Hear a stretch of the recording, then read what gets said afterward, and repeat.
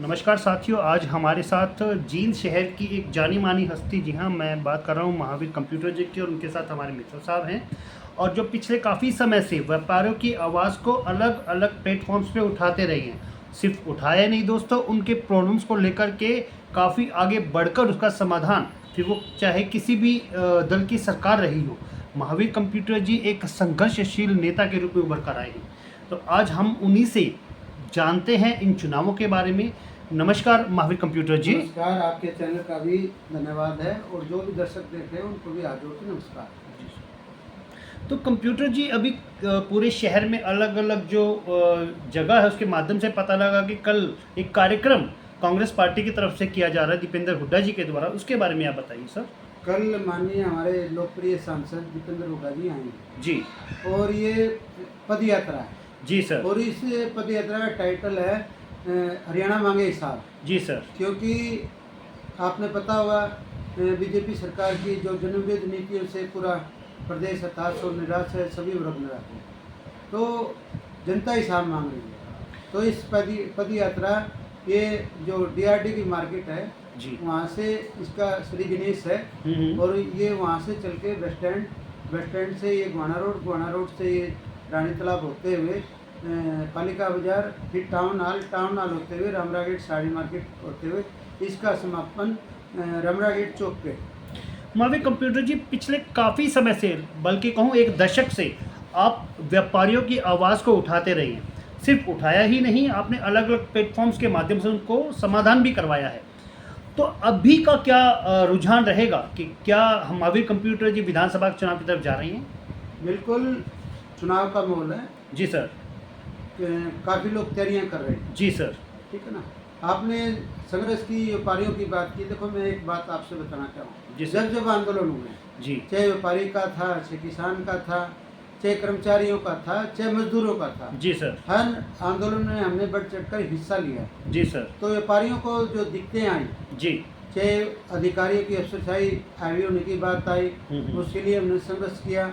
जी sir. फिर यहाँ एक कानून व्यवस्था बिल्कुल चरमरा गई थी, हर रोज फिरौती के मामले आए, उनमें हमने संघर्ष किया। यहाँ एक व्यापारी का मर्डर हो गया था, उनके न्याय के लिए भी हमने संघर्ष किया। जी सर। यहाँ सड़कें टूटी फूटी पड़ी थी। जी सर। फिर व्यवस्था बिल्कुल ठप थी, अधूरे काम पड़े थे, उनके लिए उन्होंने काफ़ी संघर्ष किया। जी सर। यहाँ सबसे बड़ा हमारा संघर्ष चला अंडरपास को लेकर। जी सर। ये जो रेलवे फाटक अंडरपास है दिलाल चौक के पास, ये बिल्कुल 120 साल पुराना रास्ता बंद कर दिया था। बराबर में एक अंडरपास बना था जिसमें पैदल की चलने की कोई व्यवस्था थी, रेडी वाले की कोई व्यवस्था नहीं थी, साइकिल वाले की कोई व्यवस्था नहीं थी, आने जाने के लिए महिलाएं परेशान होती थी। तो उसके लिए हमने काफ़ी संघर्ष किया, उसमें विजय भी हुई और ये जल्दी काम शुरू होने वाला है क्योंकि मानसून सत्र चल रहा है।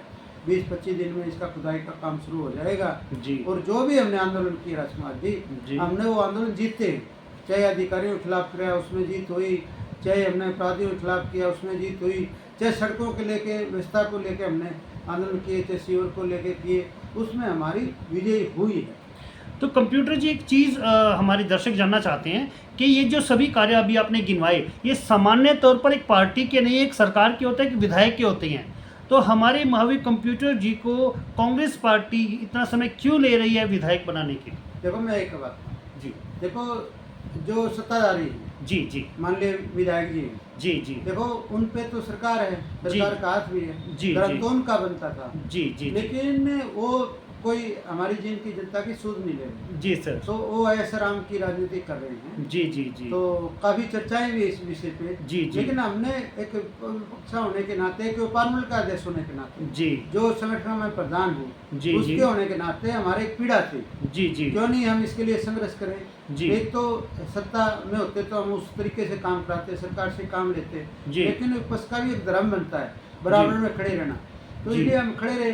देखो लाइन तो अभी बड़ी है, हर पार्टी में लाइन बड़ी है जी, ये तो चुनावी मौसम है जी। लेकिन मैं एक बात कहना चाहता हूँ खुले मन से जी, देखो राजनीति करना कोई बुरी बात नहीं, हर एक आदमी इंसान राजनीति करता है जी जी, लेकिन मैं उनसे एक बात कहूँगा, राजनीति सेवा भावना है जी। अभी आप राजनीति सेवा भावना की करोगे जी, लोगों को दिल में छाओगे जी। आज मैंने पिछले दिनों व्यापारी सम्मेलन किया था जी जी, उसमें हजारों की संख्या में लोग थे जी। हमारे चीफ गेस्ट न्याय व्यापारी चौपाल उसका टाइटल था, और हमारे प्रभारी जी उसमें मौजूद थे जी जी, क्योंकि उनकी पीड़ा जो व्यापारियों की देखिए सबसे बड़ा कानून व्यवस्था का मुद्दा। जी जी जी, हर रोज व्यापारियों पे फिरौती अपहरण की घटनाएं घटती हैं जी और निरंतर घटती हैं जी, उसका जी कोई इलाज नहीं। देखो जंगल राज तो है। जी, बिल्कुल फिर दूसरा हमारे व्यापारियों को जो दिक्कतें आती है, सबसे पहले जो भ्रष्ट अधिकारी हैं जी जी, वो बड़े तंग करते हैं जी सर, तो इसी प्रकार जैसे हमारी गाड़ियां जाती हैं जी ये बिल को लेके एक भी गलती हो जाती है उसमें हमारी मोटी पेनल्टी लगती है। तो जैसे रिटर्न भरते हैं वहाँ भी हमारी एक खामी हो जाती है, वहाँ भी हमने काफ़ी दिक्कतें होती हैं। जी, देखो व्यापारियों को तो काफ़ी दिक्कत है। देखो सरकार इनकी कोई सुध नहीं ले रही, जबकि व्यापारी एक मैं आपको बताना चाहता हूँ, व्यापारी वर्ग एक ऐसा वर्ग है जो टैक्स सरकार को देता है, सरकार का खजाना भरने का काम करता है। जी हमारी वहाँ डिमांड भी थी व्यापारियों के लिए जो करदाता है उनकी एक बुढ़ापा पेंशन भी बन जानी चाहिए। जी जी, समान करदाता पेंशन बननी चाहिए। जी जी, हमारी तो काफ़ी डिमांडें रहती है। अभी आपने देखा है बिहानी रोड जी, एक पुल का निर्माण उसको 2 साल हो गए चलते हैं। जी जी, उसको ब्रेक कर दिया, उसको रोक दिया। जी सर, वहाँ के कॉलोनी वासी चाहे आत्मानगर के हों, खेमनगर के हों, बाल्मीकि बस्ती हो, वहाँ रहना बिल्कुल दुभर हो गया। जी सर, वहाँ थोड़ी सी बारिश में सारा पानी जलमग्न कॉलोनी हो जाती है और अंडरपास की ड्राइंग ऐसी बना दी, सारी गली जितनी गलियों में आना जाना वहाँ तो गाड़ियाँ भी नहीं जा सकती। तो कंप्यूटर जी अभी विधानसभा चुनाव जो है अक्टूबर में होने वाले हैं, तो महावीर कंप्यूटर जी पूरा जींद इस तरह से आपकी तरफ देख रहा है कि महावीर कंप्यूटर जी अगर विधानसभा में आते हैं तो जो मुद्दे वो पहले से ही उठा रहे हैं, तो इसमें कोई भी शक नहीं है कि आप निश्चित रूप से इसको विधानसभा में उठाएंगे। तो चुनाव को लेकर महावीर जी की क्या तैयारियां हैं सर? मेरी बिल्कुल तैयारियां हैं जी, देखो कुछ तो लोग अभी चुनाव का मौसम है जी सर, जैसे बरसात में मेंढक कुत्ते हैं ट्रैक्टर करते हैं, ट्रैक्टर करने लगे हैं, जी, कई जी। कई सपने संजोए हुए हैं। जी जी जी, लेकिन हमारी तो तैयारी शुरू से लग रही है। जी जी, जब जी, हम विपक्ष में थे उसी टाइम से हमारी तैयारियां लग रही है, आज की बात जी। नहीं। 35 साल मैंने इस पार्टी में लिए, कभी नेता बदला नहीं, कभी पार्टी बदली जी, नहीं। पार्टी ने जो कार्यक्रम दिए, चाहे रैली कराने की बात आई उसमें जो भागीदारी थी, गाड़ियां ले जाने की भागीदारी थी, जी, पब्लिक को ले जाने की हमने निभाई और अभी भी निभा रहे हैं। हमें तो कभी जो भी कांग्रेस पार्टी का कार्य आया, चाहे चौधरी भूपेंद्र सिंह हुड्डा के निर्देश आए, चाहे हमारे प्रदेश अध्यक्ष के निर्देश आए, हम उस कार्य पे खड़े उतरने की हमने भरपूर कोशिश की है। और जो बात कर रहे हो आप चुनाव की तैयारी है, पार्टी टिकट देगी तो मैं एक आपको विश्वास दिलाना चाहता हूँ क्योंकि मेरा चुनाव जनता लड़ेगी। जी, जनता में इतना चाव है, इतना जनता में लगाव है मेरे प्रति, क्योंकि जनता भी जान लेती है भाई असली व्यक्ति इंसान कौन है जो हमारे लिए 24 घंटे के लिए उपलब्ध है।